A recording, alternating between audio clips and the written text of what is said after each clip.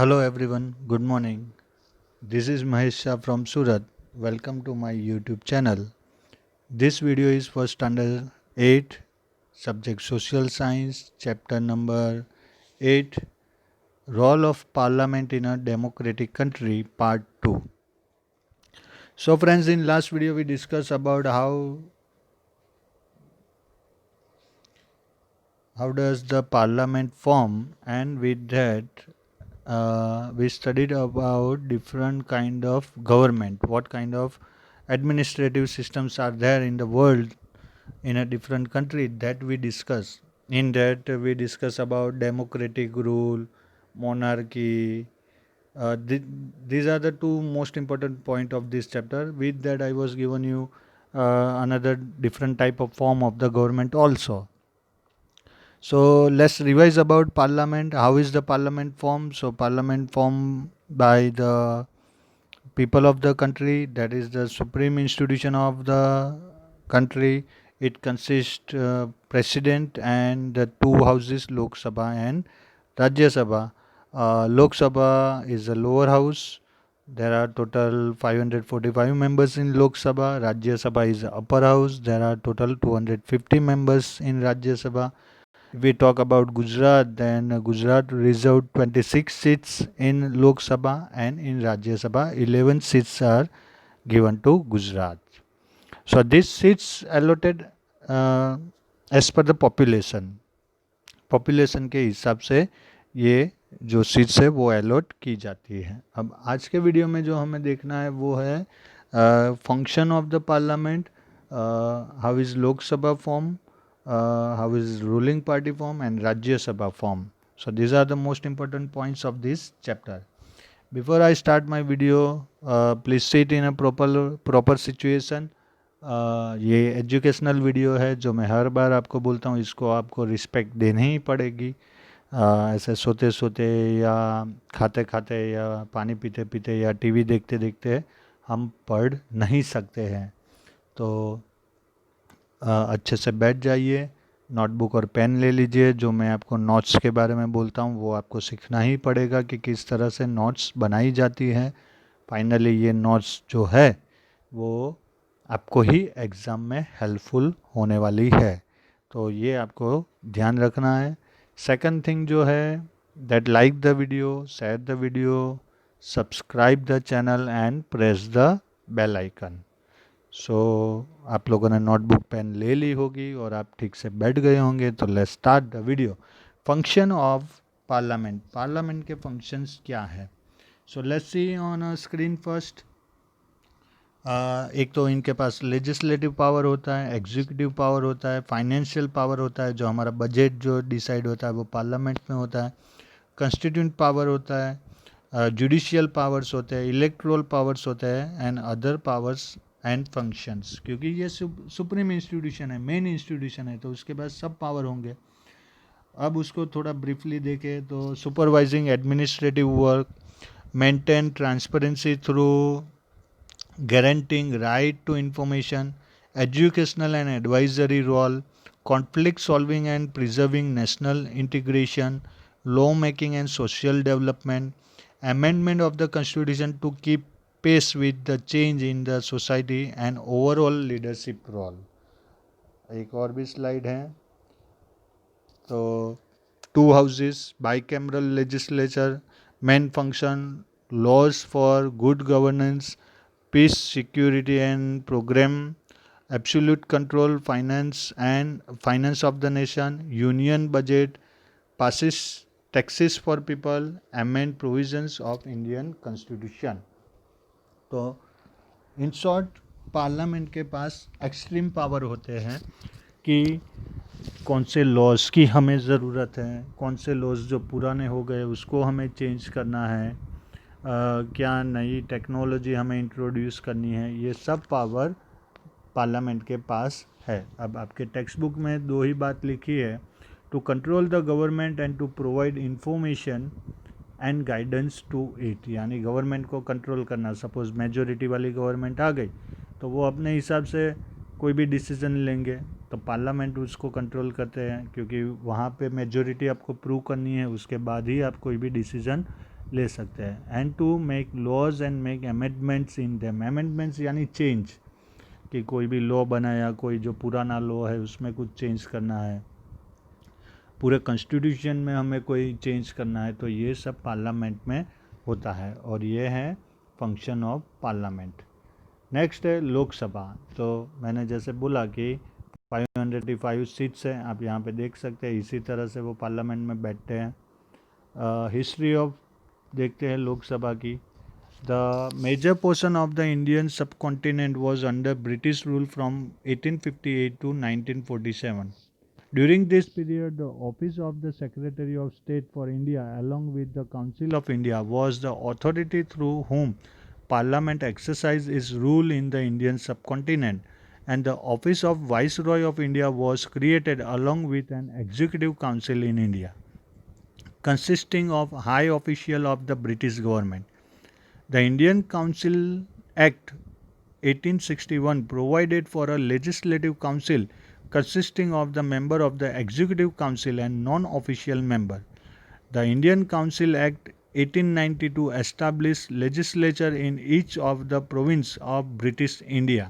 Province means जो British India के time पे जो स्टेट थे वो, and increase the power of the legislative council, यानी स्टेट लेवल पर जो दो हाउसेज है, लेजिस्लेटिव असेंबली और लेजिस्लेटिव काउंसिल, ये कॉन्सेप्ट भी ब्रिटिश रूल में इंडिया में आया और इस तरह से लोकसभा फॉर्म हुई। तो ये लोकसभा की हिस्ट्री है जो आपकी टेक्स्ट बुक में नहीं है। अब लोकसभा क्या है वो देखते हैं हम एक बार। तो यहाँ पे आप देख सकते हैं, Lok Sabha house of the people is the lower house of India's bicameral parliament with the upper house being the Rajya Sabha. Member of Lok Sabha are elected by adult universal suffrage, यानी जब आप 18 ईयर्स के हो जाते हो तो हमारा constitution आपको राइट्स देता है वोटिंग का, उसके थ्रू हम मेंबर ऑफ लोकसभा सिलेक्ट करते हैं उनको वोट देके। And first past the post system to present their representative constituencies and they hold their seats for 5 years or until the body is dissolved by the president on the advice of the council of ministers. The house meets in the Lok Sabha chamber of the Sansad Bhavan in New Delhi. तो parliament के अंदर chamber होता है जिसको संसद भवन बोलते हैं और यहाँ पे ये लोग मिलते हैं। तो ये है लोकसभा। अब यहाँ पे नाम में ही हमें पता चल जाता है कि भाई लोकसभा यानी जो लोग यानी पीपल से जो बनी होती है, हाउस ऑफ द पीपल, उसको लोकसभा बोलते हैं। इसके इलेक्शन 5 ईयर्स में होते हैं, यानी मेंबर ऑफ लोकसभा की जो टर्म्स होती है वो कितने साल की होगी, 5 ईयर्स की होगी। The election for the Lok Sabha and the state legislative assembly, विधानसभा, जो स्टेट लेवल पर जो लोअर हाउस है उसको विधानसभा बोलते हैं और नेशनल लेवल पर जो लोअर हाउस है वो लोकसभा बोलते हैं। Are conducted in the same way. Lok Sabha election are held every 5 years. Lok Sabha के इलेक्शन जो होते हैं वो एवरी 5 ईयर्स होते हैं। तो राज्यसभा के इलेक्शन कितने साल में होते हैं? तो मैं आपको बता दूं कि राज्यसभा के इलेक्शन नहीं होते हैं। राज्यसभा को अपर हाउस इसके लिए ही बोला जाता है क्योंकि राज्यसभा के इलेक्शन में हम डायरेक्ट पार्टिसिपेट नहीं करते हैं, बल्कि हम स्टेट लेजिस्लेटिव असेंबली और स्टेट लेजिस्लेटिव काउंसिल के इलेक्शन में वोट करते हैं और वो लोग मेंबर ऑफ राज्यसभा को सिलेक्ट करते हैं। तो जब हम राज्यसभा टॉपिक डिस्कस करेंगे तो उसके बारे में मैं आपको और इन्फॉर्मेशन बताता हूँ। तो यहाँ पे लोकसभा के election every 5 years held. Each constituency यानी एक ग्रुप, एक रीजन जो बोलते हैं, जैसे आपका 8 स्टैंडर्ड है तो ये पूरा स्टैंडर्ड हुआ, फिर उसके डिवीज़न ABC, तो ये कंस्टिट्यूंसी हुई। तो each constituency is represented by one elected member in the parliament. The candidates who contest for the seat in parliament are usually active in various political parties. तो ये 545 constituency है क्योंकि एक constituency का एक मेंबर। तो लोकसभा में सीट्स कितनी है? 545। तो इसका मतलब क्या होता है इनडायरेक्टली कि पूरा जो इंडिया है वो 545 डिवीज़न में डिवाइड हो जाता है। जैसे मैंने अभी आपको बोला आपका स्टैंडर्ड ABC, तो इसी तरह से ये डिवीज़न हो जाते हैं। तो 545 मेंबर है, इसलिए ये पूरी कंट्री जो है वो 545 कंस्टिट्यूंसी में डिवाइड हो जाती है और वो अलग अलग पार्टी से बिलोंग करते हैं, जैसे भारतीय जनता पार्टी, कांग्रेस, जनता दल, आम आदमी पार्टी, इस तरह से। The elected candidates is known as the member of parliament. तो राज्यसभा के मेंबर हो या लोकसभा के मेंबर हो, उनको बोला जाता है एमपी, मेंबर ऑफ पार्लियामेंट। और स्टेट लेजिस्लेटिव असेंबली के जो मेंबर होते हैं उनको बोला जाता है MLA, member of legislative assembly. All this elected members collectively from form the Lok Sabha, और ये सब मिलके लोकसभा बनाते हैं। तो ये है लोकसभा, जिसमें हम डायरेक्ट वोटिंग करते हैं। अब हम बात करते हैं रूलिंग पार्टी की। भाई रूलिंग पार्टी कौन? तो भाई जिसने गवर्नमेंट बनाई, यानी ये 545 में जिसके मेजोरिटी मेंबर है वो रूलिंग पार्टी हो गई। अब मिनिमम मेजोरिटी जो हमारे पार्लियामेंट में, लोकसभा में है, वो है 272 सीट्स।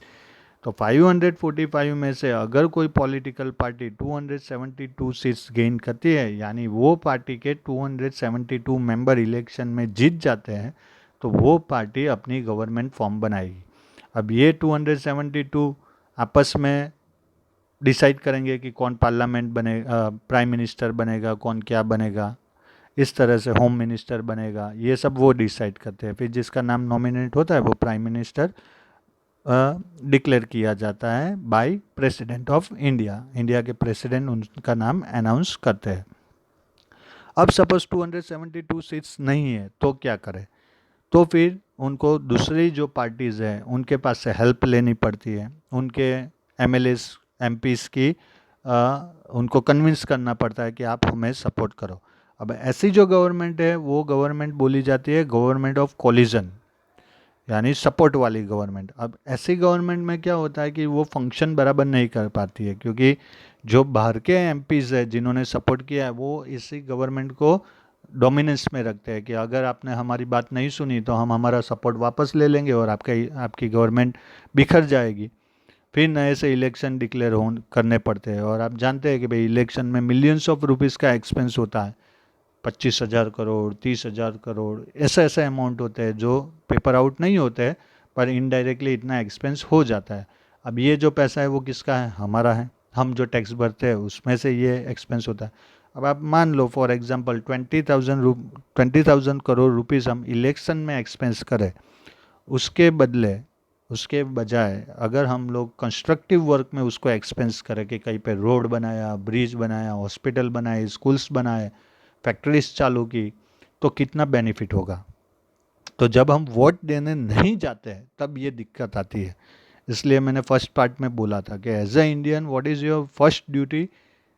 Cast of vote. ये हमारा हमारा सबसे बड़ा हथियार है कि जिससे हम डिसाइड करेंगे कि इंडिया का फ्यूचर क्या होगा।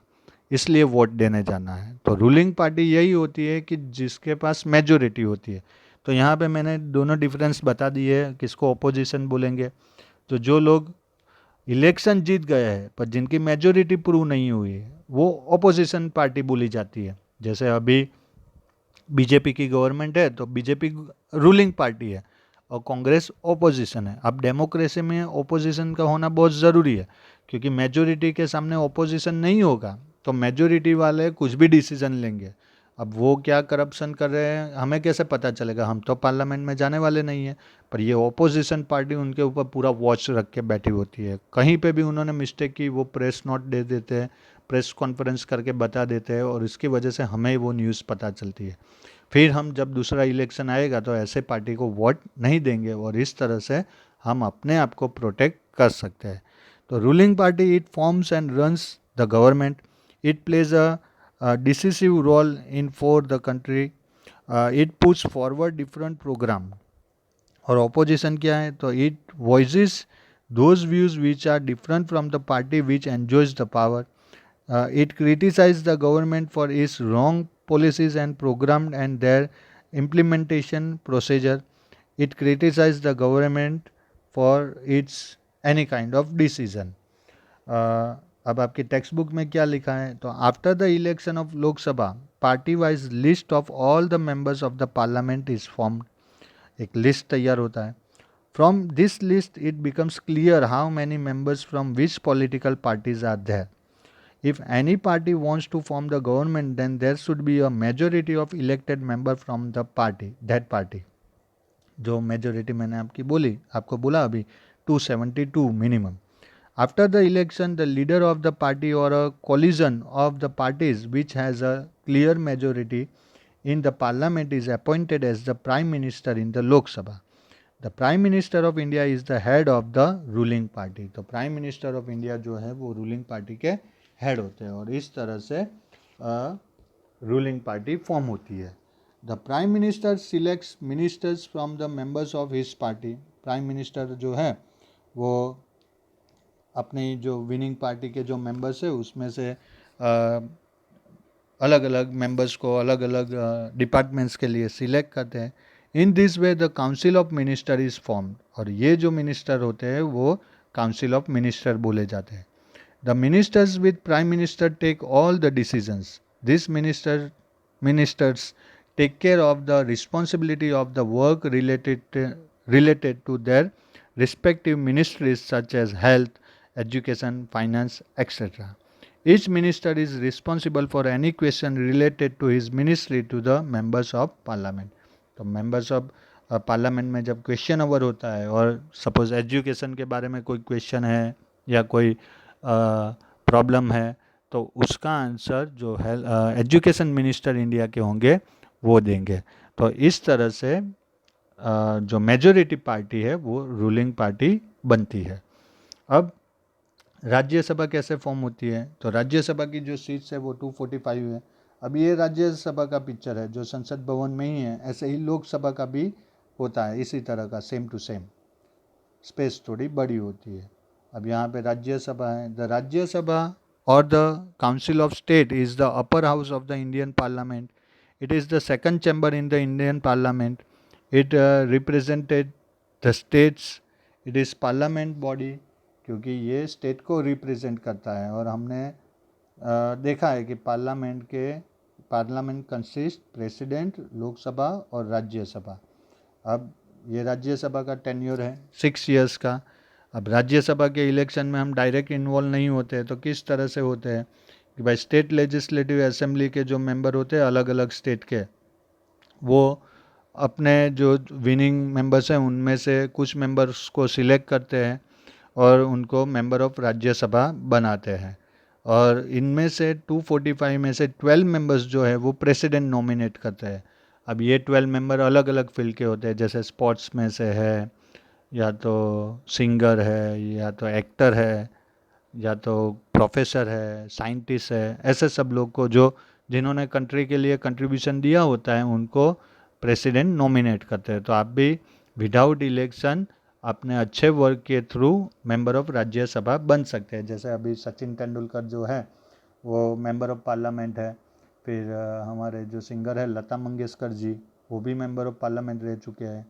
तो इस तरह से आप आपके वर्क के थ्रू मेंबर ऑफ पार्लियामेंट बन सकते हैं.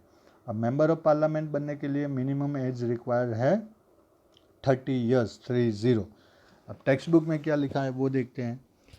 The elected members of the legislative assembly of each state elect members for Rajya Sabha. There are 250 members in the Rajya Sabha. Out of them 238 are elected. The remaining 12 members are nominated by the president of India. और लोकसभा में president कितने members को nominate करते हैं? तो 2 members को nominate करते हैं. The Rajya Sabha is the permanent house. अब राज्यसभा जो है वो डिजोल्व नहीं होता है. लोकसभा जो होता है एवरी 5 इयर्स डिजोल्व होता है, फिर नए इलेक्शन डिक्लेयर होता है. पर राज्यसभा के जो मेंबर्स हैं वो एवरी 6 इयर्स रिटायर होते हैं और उसके बदले नए मेंबर्स आते हैं. तो Rajya Sabha is the permanent house. 1/3 of the member of Rajya Sabha retire every 2 years after completing their 6 years term and the new members are inducted. The Rajya Sabha represents the seats of our country. The Rajya Sabha also can propose a bill. तो जो bill Lok Sabha में clear होता है, यानी जो भी law बनता है, लॉ बनने से पहले एक प्रोसीजर होती है जिसको बिल बोलते हैं, यानी रैंडम जिसको हम बोलते हैं, रफ वर्क जिसको बोलते हैं. फिर वो लोकसभा में रीडिंग होता है 3 टाइम्स. फिर 3 टाइम्स वो राज्यसभा में रीड होता है। अगर राज्यसभा ने कैंसिल कर दिया तो फिर वो बिल प्रेसिडेंट के पास नहीं जाता है, और जब तक प्रेसिडेंट वो बिल के ऊपर साइन नहीं करते तब तक वो लॉ नहीं बनता है, सिवाय के एक bill, budget bill. Financial bill जो है वो अगर राज्यसभा ने मना कर दिया, फिर भी लोकसभा के पास पावर है कि वो अपनी मेजोरिटी से वो बिल राज्यसभा ने भले ही नहीं एक्सेप्ट किया हो फिर भी प्रेसिडेंट के पास भेज सकते हैं और प्रेसिडेंट उनके ऊपर साइन करेंगे। अगर कोई गवर्नमेंट बजट पास नहीं करवा पाई तो उनको रिज़ाइन देना पड़ता है, यानी उनकी गवर्नमेंट गिर जाती है और फिर से इलेक्शन डिक्लेयर करना पड़ता है। तो ये सब 9th स्टैंडर्ड की बातें हैं। 9th स्टैंडर्ड में यही सब टॉपिक आएंगे, तब ये डिटेल में आपको पता चलेगा। तो जो भी बिल लोकसभा में पास होगा वही वापस राज्यसभा में पास करवाना पड़ता है। राज्यसभा अगर वो बिल पास नहीं करती है तो वो बिल रिजेक्ट किया जाता है और वो लॉ नहीं बनता है। तो ये है राज्यसभा का important. This house of Parliament reviews the bill passed by the Lok Sabha. Thus, the role of Rajya Sabha is very important. The person who presides over the session of Rajya Sabha is known as the chairman. तो राज्य सभा के chairman कौन होते हैं? तो vice president of India जो होते हैं वो ऑटोमेटिकली चेयरमैन ऑफ द राज्य सभा बन जाते हैं। ये आपको याद रखना है कि vice president of India acts as the chairman of the Rajya Sabha. Rajya Sabha के चेयरमैन जो इंडिया के वाइस प्रेसिडेंट होते हैं वो ऑटोमेटिकली राज्यसभा के चेयरमैन बन जाते हैं। अब यहाँ पे आपको तो पता नहीं होगा कि भाई अभी इंडिया के वाइस प्रेसिडेंट कौन है। प्रेसिडेंट तो पता होगा आपको, रामनाथ कोविंद, पर ये आपको ढूंढ लेना है, जो कि मैं आपको बता ही दूंगा अभी। अब हम बात करने वाले हैं क्वेश्चन आवर के बारे में, क्वेश्चन आवर सेशन। तो क्वेश्चन एक तो पहले गवर्नमेंट के ऑर्गन्स कौन से हैं, तो लेजिस्लेटिव, एग्जीक्यूटिव और जुडिशरी। क्वेश्चन आवर कुछ इस तरह से होता है कि क्वेश्चन आवर 11 से 12 का होता है। यहाँ पे जो भी क्वेश्चन प्रॉब्लम होते हैं वो गवर्नमेंट डिस्कस करते हैं। फिर 0 ओवर 12 to 1 PM होता है, जहाँ पे कुछ इम्पोर्टेंट वर्क होता है। फिर लंच होता है 1 to 2 PM। फिर 2 PM से लेकर 6 PM तक गवर्नमेंट बिजनेस और लेजिस्लेटिव बिजनेस की बातें होती है। लोकसभा में वो 6 PM तक है, राज्यसभा में वो 5 PM तक है। अब ये जो है ये आपके टेक्स्ट बुक में कुछ भी नहीं है। अब क्वेश्चन आवर में क्या होता है, तो in the first hour of a sitting session of India's Lok Sabha devoted two questions that member of parliament raise about any aspect of administrative activity. The concerned minister is obliged to answer to the parliament either orally or in writing, depending on the type of question raised. फिर the first hour of every parliament sitting is slotted for this. During this time, the member asks question and the minister usually give answer. The questions are of three kinds, namely starred, unstarred and short notice. तो इस तरह के question होते हैं। When the parliament is in session, at the beginning of the day, the time for the question hour is decided upon.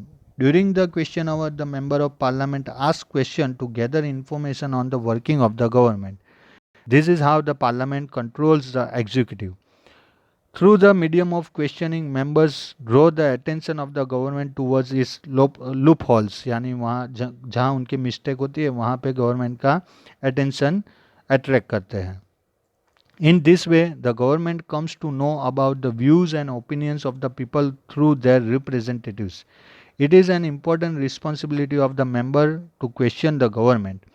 The opposition party plays a major role in the effective administration of a democracy. जैसे अभी हमने बोला कि opposition का काम यही है कि वो गवर्नमेंट के हर एक स्टेप के ऊपर ध्यान रखते हैं। अब जब ये क्वेश्चन आवर स्टार्ट होते हैं तो वो अपने क्वेश्चन पूछना चालू करते हैं कि भाई आपने एजुकेशन में सेमिस्टर सिस्टम लाई, क्यों लाई, इससे तो नुकसान हो रहा है या तो बेनिफिट हो रहा है, या कोई भी जो भी इश्यू होते हैं वो डिस्कस होते हैं। तो इस तरह से ऑपोजिशन का जो रोल है बहुत ही इम्पोर्टेंट है। It highlights the loopholes in the policies and the programs of the government. The person who presides over the session in the Lok Sabha is known as the speaker. तो लोकसभा के फिलहाल जो speaker है वो है mister Om Birla. तो ये है ओम बिरला. अब लोकसभा के जो फर्स्ट स्पीकर थे वो थे ये गणेश वासुदेव मालवंकर 27 नवंबर 1888 एंड 27 फरवरी 1956 उनकी डेथ हुई थी. ये उनका बर्थ डेट और डेथ है. तो ये फर्स्ट स्पीकर है. President is the most important and integral part of parliament. तो ये प्रेसिडेंट है. ये इंडिया के अब तक जितने भी प्रेसिडेंट हैं उनकी लिस्ट है. सबसे पहले राजेंद्र प्रसाद, सर्वपल्ली राधाकृष्णन, जाकिर हुसैन, वीवी गिरी, फखरुद्दीन अली अहमद, नीलम संजीव रेड्डी. फिर उसके बाद है जैल सिंह, शंकर शर्मा, के आर नारायण, APJ अब्दुल कलाम, प्रतिभा देवी, प्रतिभा पाटिल, प्रणब मुखर्जी और अभी जो है वो रामनाथ कोविंद है जो 22 में उनकी टर्म कंप्लीट होगी. अब प्रेसिडेंट के पावर क्या क्या है ये देखिए. तो legislative power, executive power, judicial power, appointment power, financial power, diplomatic power, military power, pardoning power, यानी किसी को अगर फांसी की सज़ा मिली है तो प्रेसिडेंट उसको रुकवा सकते हैं. इमरजेंसी पावर, कभी इमरजेंसी डिक्लेयर करनी है तो वो भी कर सकते हैं. अब जो मैंने आपको क्वेश्चन किया था who is the vice president of India, तो वेंकैया नायडू ये चेयरमैन ऑफ राज्यसभा भी है.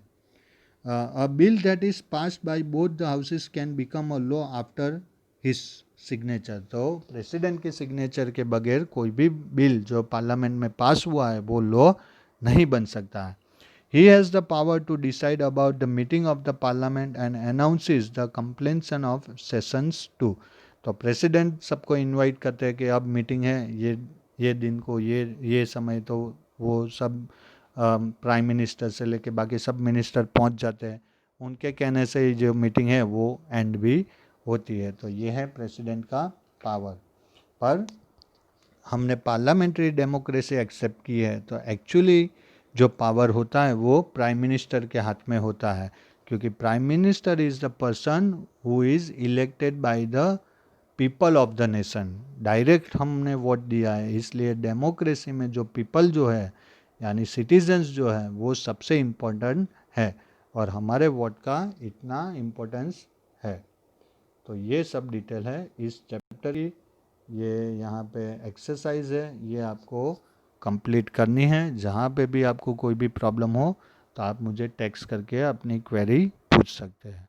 तो ये सेम चैप्टर आपको 9th स्टैंडर्ड में भी आएगा, बहुत ही डिटेल में आएगा.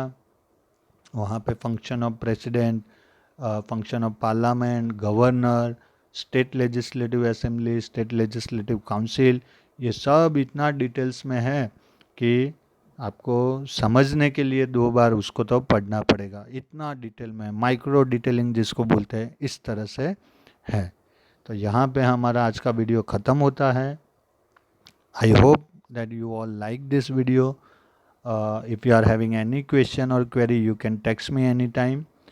Next video is again we are going to study about history, the freedom movement of 1857, the revolt of 1857. So for that subscribe the channel and press the bell icon that you will get the first notification of that video when I will upload it. Okay, till then stay home, stay safe, God bless you, thank you very much.